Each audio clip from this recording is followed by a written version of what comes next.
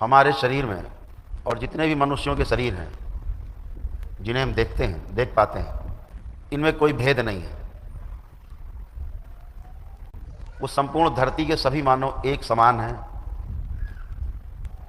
उनके आचार विचार अलग हो सकते हैं, उनको मानने वाला धर्म अलग हो सकता है, सोच विचार अलग अलग हो सकते हैं, लेकिन इस शरीर को देखने के कारण ऐसा दिखता है, जबकि यह शरीर केवल अकेला नहीं है।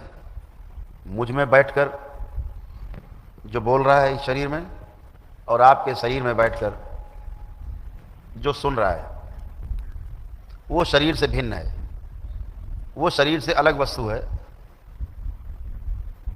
जो देखता है, सुनता है, चलता है, बोलता है, खाता पीता है, सम्मान और सुख महसूस करता है, वो इस शरीर से अलग है। जैसे ही हमें वो दिखता है अपने अंदर, हम झांक के देखते हैं कि हम दो हैं, मेरा शरीर भी है और मैं भी हूँ, मेरा शरीर भी है और मैं स्वयं भी हूँ। ऐसे जब दो दिख जाते हैं तो जो शरीर के अंदर रहता है वो सब में एक ही तरह का है, बिल्कुल एक ही डिजाइन है, एक ही कार्यक्रम है उसके जीवन का, एक ही लक्ष्य है उसके जीवन का, और एक ही क्षमता है उसके जीवन में। इस आधार पे जब हम देखते हैं तो कोई छोटा बड़ा नहीं, कोई गरीब अमीर नहीं, कोई राष्ट्र अलग अलग होने से कोई फर्क नहीं पड़ता, मनुष्य होने से केवल फर्क है। तो जब हम शरीर के अंदर वाले को देखना शुरू करते हैं, अपने अंदर देखना शुरू करते हैं, जैसे ही हम अपने अंदर देखना शुरू करते हैं, अपने को देखना शुरू करते हैं और हम दिख जाते हैं, वैसे ही हमें ये सहज रूप में स्वीकार हो जाता है कि पूरे धरती के मानव में ऐसी ही व्यवस्था है।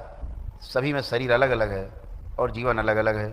शरीर की भूख और प्यास अलग है और जीवन की जो भूख और प्यास है वो अलग है। जब शरीर को और जीवन को हम अलग अलग करके देखते हैं तो दोनों की प्यास अलग दिखती है, दोनों की भूख अलग दिखती है। दोनों अलग अलग करके देखना जब शुरू करते हैं तो भ्रम समाप्त होने लगते हैं। लेकिन उन दोनों को जैसे ही हम एक माने रहते हैं, जब तक एक माने रहते हैं तब तक भ्रम बने रहते हैं, क्योंकि सबसे बड़ा भ्रम तो यही है कि हमें ही नहीं पता कि हम हैं। हम अपने शरीर को मान के जीते रहते हैं कि हम शरीर हैं, और ऐसा मान के जीने वाले लोग केवल अपने पूरे जीवन में सुख सुविधाएं जुटाते हैं।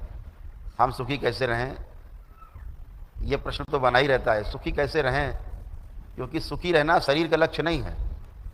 शरीर को तो मात्र अनुभूति होती है, शरीर को मात्र अनुभूति होती है। जो सुख की हम बात कर रहे हैं वो हम सुख की निरंतरता की बात कर रहे हैं कि हमारा सुख दुख में न बदलने पाए, निरंतर सुख बना ही रहे।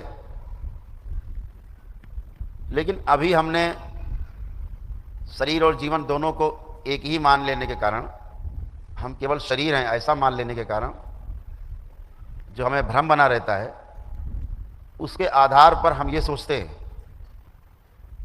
कि अगर धन हो जाएगा तो जीवन में सब कुछ ठीक हो जाएगा, इसके बाद फिर कोई आवश्यकता नहीं रहेगी।